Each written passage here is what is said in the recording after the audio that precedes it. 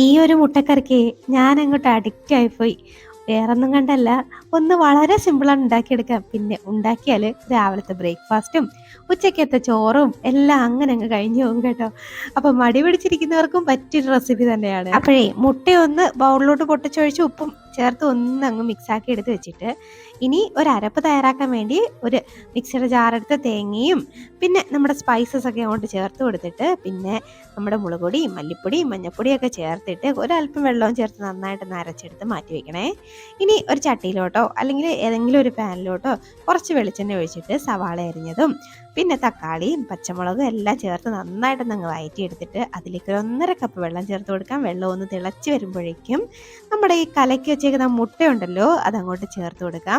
ചേർത്തൊന്ന് ഇളക്കിയിട്ട് ഒന്ന് അടച്ച് വെച്ചിട്ട് ഒരു 2 മിനിറ്റ് മാത്രമേ വേവിക്കാവൂ കേട്ടോ. അപ്പോൾ നല്ല ഫ്ലഫി ആയിട്ട് കിട്ടും. ആ സമയമാകുമ്പോഴത്തേക്കിനും നമ്മൾ അരച്ച് വെച്ചേക്കുന്ന അരപ്പും ചേർത്ത് നന്നായിട്ടൊന്നങ്ങ് മിക്സാക്കി ഉപ്പൊക്കെ ചേർത്ത് കൊടുക്കണം കേട്ടോ. എന്നിട്ട് നന്നായിട്ടൊന്നങ്ങ് തിളപ്പിച്ചെടുക്കണം. പിന്നെ കറിവേപ്പിലയോ മല്ലിയിലയൊക്കെ നിങ്ങളുടെ ഇഷ്ടത്തിനനുസരിച്ച് അങ്ങോട്ട് ഇട്ടോളൂ. ഒന്ന് തിളപ്പിച്ചൊന്ന് എടുക്കുമ്പോഴേക്കും അടിപൊളി മുട്ടക്കറി റെഡിയാവും കേട്ടോ. അപ്പോൾ ട്രൈ ആക്കിക്കോ.